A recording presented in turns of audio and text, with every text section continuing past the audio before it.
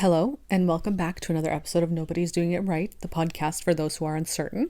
I'm your host, Kat. I am one of these uncertain people, but someone who has been working really hard to become much more certain about the things I do in my life and how I show up and how I behave.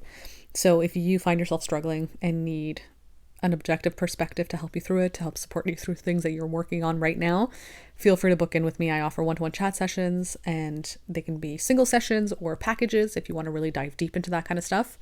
I offer those on my website. I also write books about these topics where I go into a little bit more depth than I do, in podcast episodes or videos. But they are an easier way for you to start investing in the kind of work that I try to put out there, right? Which is very much like foundational work about being a human and how to, show up more authentically and more vulnerably, which I think is some of the most important work to do before, any sort of money mindset stuff or anything like that. I think foundationally, we have to start really thinking about who we actually are and who we want to be, because that is, if you don't know any of that, if you haven't worked on any of that, everything else that you try to do from this point on is moot because there's no foundation. And I've had to learn this the hard way. And it's something that I still struggle with from time to time. I've gotten much better at it. And also creating content like this for people really helps me process my own beliefs and my own, new perspective shifts and all that. And that's kind of what I want to talk about in this episode, actually. The topic is whatever you think you are, you're right. And this is about understanding that your beliefs really are the contributing factor to who you are, right? How you show up in the world. And I made a video about this on TikTok a couple of months ago, or maybe, a couple of months ago, I think. And, there were there was a mixed reception there. Some people were like, yeah, of course, this totally makes sense, and I needed to hear this. And other people were saying this is very dangerous for people who have BPD or any other, neurodivergence. And I totally understand that 100%. I am not somebody who has neurodivergence in any, intense way. I mean, I struggle with anxiety and all that stuff, and depression, but I don't struggle with anything more complex. Not to say that anxiety and depression aren't complex, but I don't struggle with BPD or anything like that, or ADHD. So I understand that, yeah, everyone's brain is different. Everyone's brain works differently. So of course, not everything I say will apply to every single person. This is truly just from my own perspective, my own experience. And so, yeah, I just want to make that clear before we get into this topic, because I understand that people with BPD can have beliefs about themselves that lead to behaviors that aren't always right for them. And the way they perceive the world and themselves can be very skewed. I totally understand. And of course, I'm not like an expert on this. I'm not a therapist or anything like that. This is simply to talk about the fact that at a very, simplistic point, a very simplistic foundational point, what you believe you are based on how you've been taught to think about yourself growing up is how you're going to function in life moving forward, because you will always try to fit into that narrative that you have in your head. So again, this is just from my perspective, I'm not somebody who struggles with BPD or anything like that. But the way that I've experienced it in my own life is that I often, I had narratives in my head of who I was and what I should be doing, what I shouldn't be doing. I'm a creative person at heart. I always have been, even as a child. I'm an only child, so I had to entertain myself a lot of the time when I was growing up. And so creativity and make-believe and all that stuff was what I turned to. And it's where I found the most pleasure and peace. But my family did not really think creativity was a valid or valuable thing to strive for, right? I'm from like a semi-immigrant family.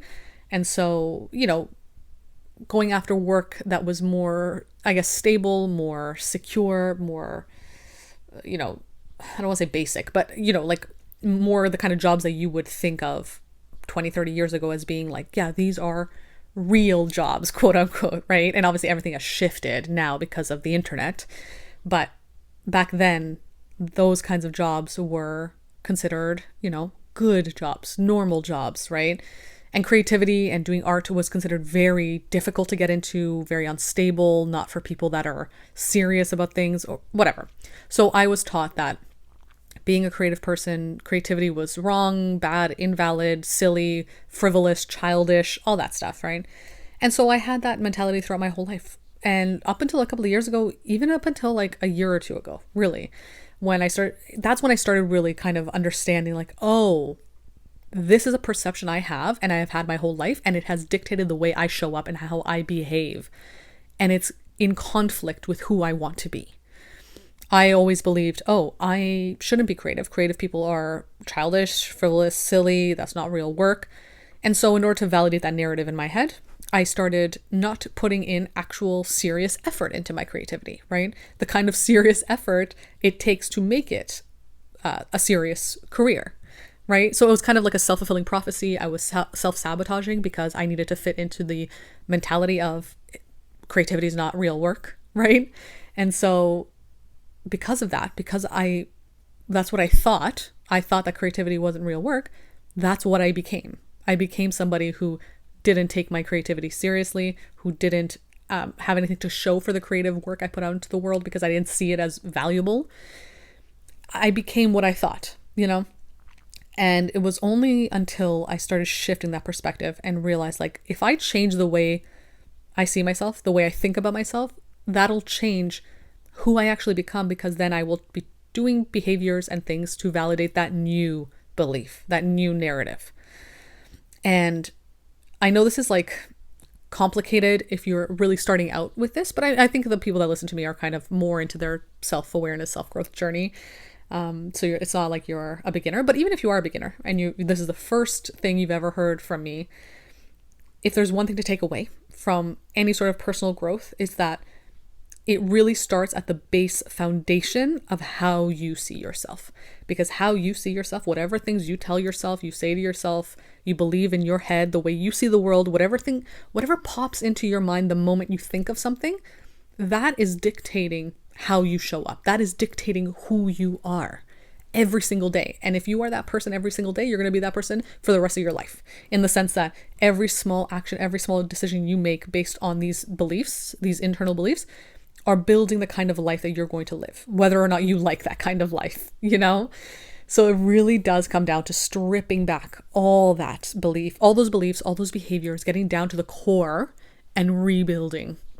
And that sounds hard. It sounds complicated. It's definitely not easy. It takes a lot of time. It takes a lot of effort, but it really is simple because you know yourself best. You know what is going on in your head. You know what beliefs you have. You maybe just haven't given yourself the time or space to really look into them because it can be scary. I understand that.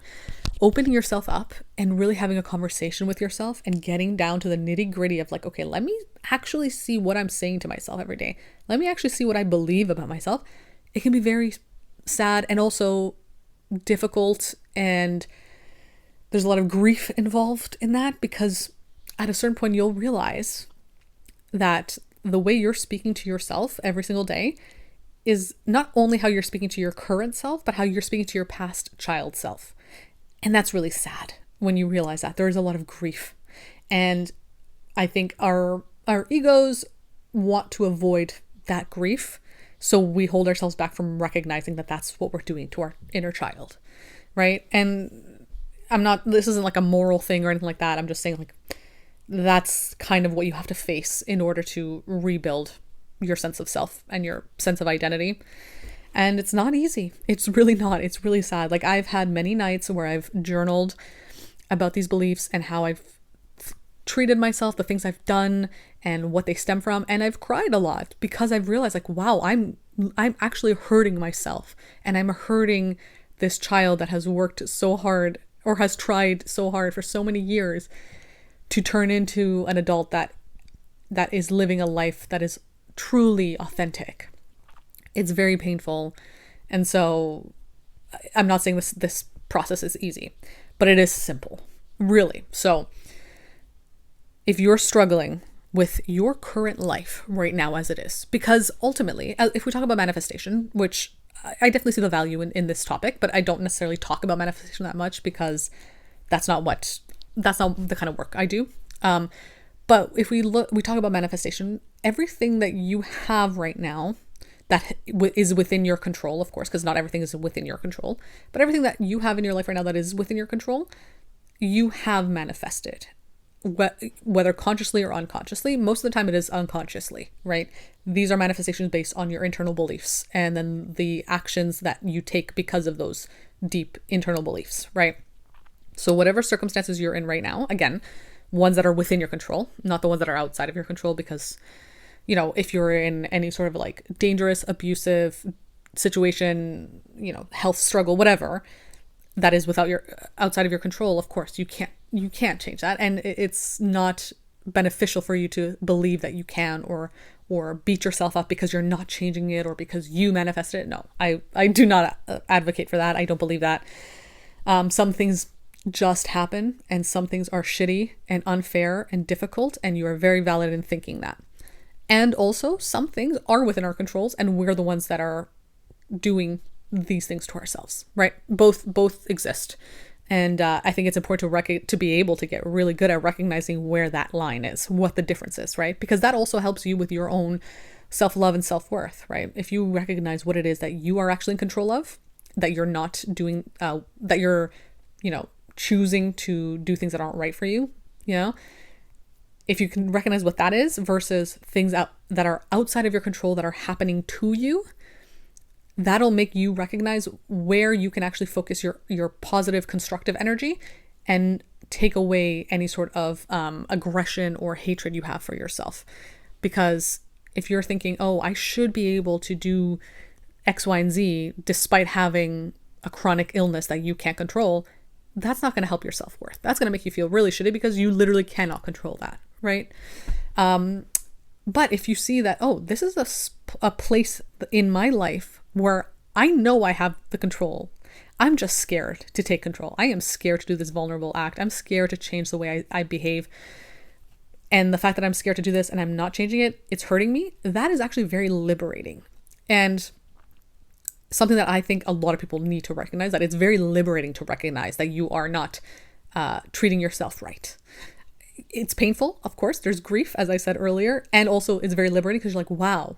So basically I'm controlling this. I'm in control. I've had the control the whole time, even though I've kind of felt more of like a victim this entire time, right? And not to say that you can't be a victim as well, of course. But it depends on what's happening, whether or not this thing is in your control or not, right? The things that are not in your control, you cannot change them. And so your constructive energy, you know, the energy that goes towards rebuilding, constructing things, changing things, should not be going to those things that you cannot control, right? It should be going to the things you can control, because those then will help you at least align onto a path that is better for you, despite all those external things that you can't control. You know what I mean? So yeah, whatever you think you are, you're right. In the sense that if you think you are not smart, you're right. Not because you're actually stupid, but because you're probably not leaning into the things that would make you feel smarter, right? Because like for me, I truly don't believe anybody is inherently not smart, right? Even though the school system will tell everybody like some kids are smart, some are not, some are. I think it's just a matter of finding the things that are just genuinely interesting to you, that you genuinely find interesting and fascinating. And then also putting the effort towards that. If you don't want to put the effort towards quote unquote smart things, that's totally fine. You know, that's fine. That's not a problem. But that doesn't mean you're just stupid. But if someone has the narrative of, I'm just not good at this, I'm just not smart, then yes, why would they have the incentive to put effort towards more, you know, intellectual hobbies or whatever, you know?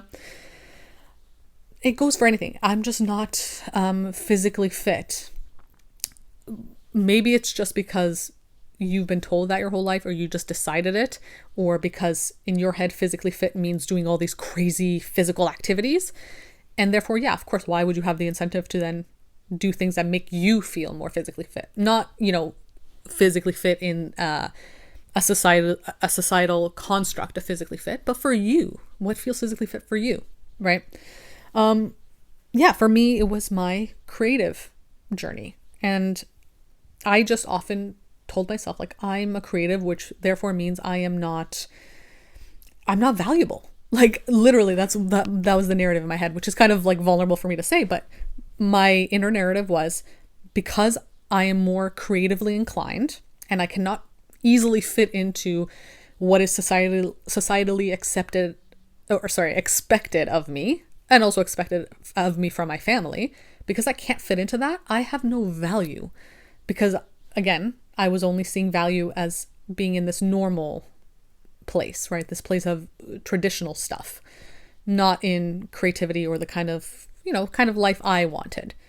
So for a lot of my life, I felt that I wasn't valuable, that I had no purpose and no point. And it's like, well, what's the point of even being creative? And yet I often found myself gravitating towards creativity. I couldn't stop myself because, again, it's just who I am. So I had this internal conflict because on the one hand, I kept wanting to do it. And yet I kept sabotaging myself and only seeking creativity in ways that were also traditional. So I see myself as a writer. That's what my handle is on social media and stuff, Katarina Writes, because I see myself as a writer. But the kind of writing I would like to do is different than traditional writing. And so rather than leaning into that sooner, because now I've leaned into it, but rather than leaning into that sooner, I often try to find ways to make it more traditional, more acceptable. I worked at on like a digital magazine when I was living in the UK. I did freelance copywriting for brands because I felt that was like more legitimate, and I could tell people like, yeah, I'm a copywriter for brands, and that means I'm valuable and important, and because it's traditional like business stuff or whatever. And there's nothing wrong with that by any means. Of course, if you love copywriting, that's amazing, because people need that and it is valuable. But it just wasn't right for me, but I wouldn't let myself accept that. And so it was only when I truly allowed myself to change how I saw myself, like who I thought I was, that everything shifted into place. And it's almost like, it's so frustrating because anyone else who's been on this journey and who's experienced this transformation or like transcendence, it's frustrating because you're like, oh my God, like it was that simple. Like it really was that simple. And this whole time I've been struggling and I could have just easily done it. But of course it takes a lot of time, and it really is about like everything for you mentally clicking before you can make this change, right? So don't beat yourself up too much. It's something that I've struggled with as well, where I'm like, wow, I could have like done this years ago, but realistically you couldn't have, because you need the time, the knowledge, the understanding, the growth to get to that point. So, show yourself grace, be kind to yourself. But yeah, it was only when I decided like, no, actually, you know what, Kat, I'm going to start seeing my creative work as valuable. So what does it mean? And to see myself as valuable for being a creative, what does that mean, right? What does that actually mean? Because I never really considered what it meant to be valuable with my creativity. So how does my creative work give people value? I'd never considered it before. And then flash forward a year, I am now providing a lot of value for people who need exactly what I offer, exactly what's uniquely my creativity, right? And it's like, I had that shift in my mindset, and everything aligned exactly as it needed to, simply because I decided to change how I saw myself, right? And again, it sounds so easy, and yet there's so much groundwork involved in that. And that's literally what I try to provide in the one-to-one sessions I offer, and in the actual books I write, because I still write and I enjoy writing, but I had to shift the kind of writing that I was doing. And now I understand what my niche is, I guess. I don't want to like brand this, because I see this just as a way of living more than just a business. But yes, I'm running a creative business in the sense that I provide value for people, and people come to me because they need what I offer. And what I offer is what I wish I had when I was younger, right? And it all it's just like this cool transcendence of time and space, where I can be the person my younger self needed, and then also my younger self is fueling the information I now have to give to other people who need me, And I just find that so cool. And it all began because I just allowed myself to see myself differently, because whatever you think you are, you're right. So if you think you're not valuable because of what you do or what you like, then you're right. You're not going to be valuable because you're not going to be putting the effort or the understanding towards what it is that you are actually valuable for, like what you can actually give. But if you do think you are valuable, then you're going to be like, oh yeah, I am valuable. So what value do I offer? You'll give yourself the time and space to actually consider that, because that's your new belief. But if you don't believe that, then what incentive would you have to give yourself the time to consider what value you provide, right? And that's really it. Like, I know, again, it sounds so easy, but it's not easy. It's just simple. And yeah, so if there's one thing I would want you to take away from this episode, is to really sit down and ask yourself, who do I think I am? Who do I believe I am? Right? How am I showing up every day? And ask yourself, is this aligned for me? Is this who I actually want to be? Is this authentic? And what do I actually want from my life? What do I genuinely deep down want? And am I getting what I want? And if I'm not getting what I want, maybe it's because it's not who I think I am. It all kind of ties in together. So I always recommend journaling, talking to people, talking to yourself through voice memos. I do that all the time too. I journal and I do voice memos. It depends on my mood. Talking out loud to yourself can help sometimes. Honestly, I know it sounds a little weird, but no, it really helps to have a conversation like that with yourself. Just sit and talk to yourself and ask yourself these things, and in a way kind of be brave enough to face the feelings that come up with that, because there will be feelings that come up with that if you aren't living in alignment, if you are living from a place of self-limiting beliefs. It'll be sad to recognize that, but again, you will, I think, realize how liberating it is when you can recognize that the things that are in your control, you've been choosing this whole time. So yeah, I hope this was an interesting and beneficial episode for you. I hope it offered value. And again, if you want to book in with me, you can do that on my website. If you feel like you're struggling with any of these things, we can definitely talk through them and hopefully give you some clarity. And yeah, I'm working on a new book right now. It's the Self-Worth Handbook. It will accompany my Self-Expression Handbook that I have available on my website right now. So if you're interested in that, you can go find it in the show notes below. I'll have it linked. And yeah, I'll be back again next week with another episode.